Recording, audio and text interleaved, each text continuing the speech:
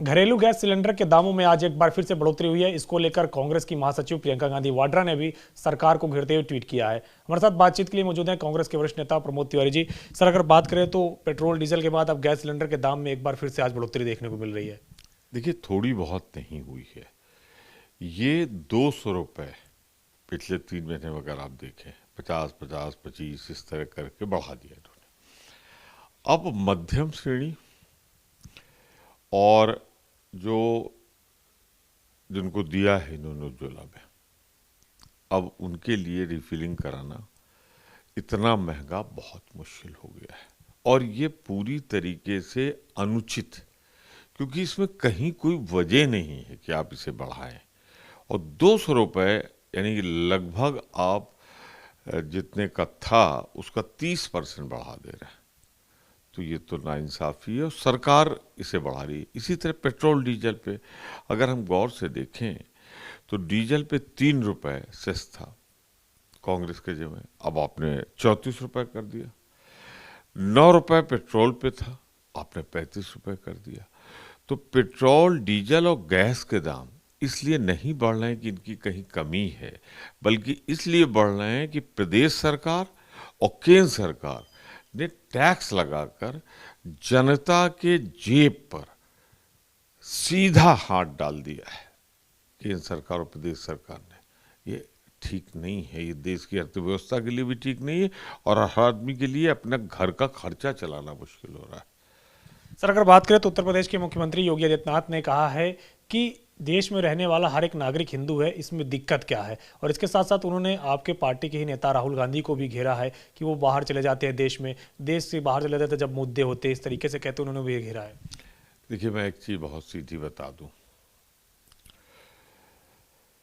योगी जी जो कुछ बोल रहे हैं, मैं पूरे आदर के साथ उनसे कहना चाहता हूं कि वो भारत के संविधान के विरुद्ध बोल रहे हैं और खुद संवैधानिक पद पर है। भारत का संविधान हर व्यक्ति को धार्मिक आज़ादी की स्वतंत्रता देता है। वो अपने मजहब को, अपने धर्म को, उसका पालन करे। और वो अपनी, नेचुरली अगर कोई इस्लाम का पालन करता है तो मुसलमान है, कोई अगर क्रिश्चियनिटी का पालन करता है तो क्रिश्चियन है, जैन का अपना है, सिख का अपना है। तो हर कोई हिंदू संविधान के मुताबिक नहीं हो सकता। हाँ, आरएसएस के मुताबिक और चुनाव में जनता को बांटने के लिए ये भाषण हो सकता है। उन्होंने जहाँ तक राहुल गांधी जी के लिए कहा है, राहुल गांधी जी जितना, चूंकि अकेले हैं अब पूरे विपक्ष में, जो सरकार के नाकामियों के खिलाफ बोल रहे हैं, तो इनके सबकी आंखों में बहुत चुभते हैं। यही बयान है उनका। अब कल मैं इतने कह सकता हूं कि उन्होंने जो कुछ भी, राहुल गांधी एक मजबूत नेता के तौर पर विपक्ष से उभरे और सबसे मजबूत नेता के तौर पर। सर, कांग्रेस की रायबरेली से विधायक अदिति सिंह, उन्होंने भी राहुल गांधी पर निशाना साधा है कि उनको इस तरीके से नहीं बोलना चाहिए था। ये अमेठी के मतदाताओं के लिए कहीं ना कहीं नाइंसाफी है। मैं सिर्फ एक बात कहना चाहता हूँ, ये एक साजिशन भारतीय जनता पार्टी, जो राहुल गांधी ने कहा नहीं कभी, वो उनके मुंह में डाला जा रहा है कि आपने ऐसा क्यों किया।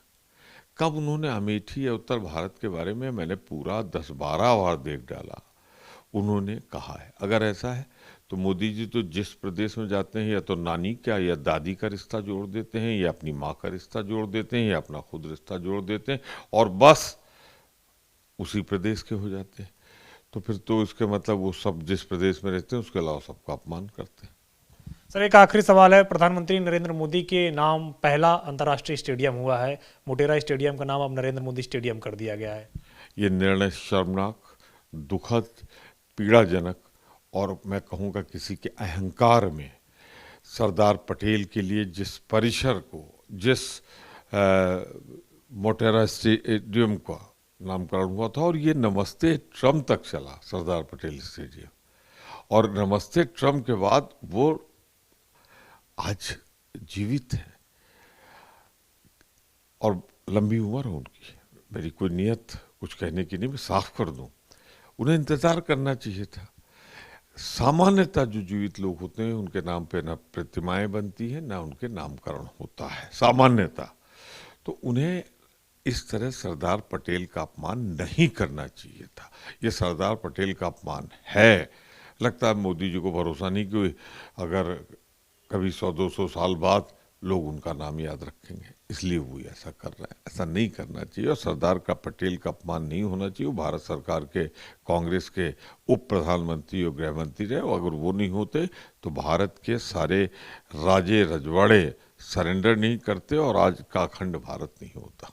शुक्रिया आपसे बातचीत करने के लिए। तो यह कांग्रेस के वरिष्ठ नेता प्रमोद तिवारी, जिनका कहना है कि वर्तमान केंद्र सरकार लगातार पेट्रोल और डीजल पे सेस बढ़ा रही है, जिसके कारण पेट्रोल और डीजल महंगे हो रहे हैं और राज्य सरकार भी वैट पे रियायत नहीं दे रही है, जबकि यूपीए सरकार में जो टैक्स की दरें थी वो काफ़ी कम थी। कमिश्नर बीरपाल के साथ अविनाश तिवारी, एबीपी गंगा, दिल्ली।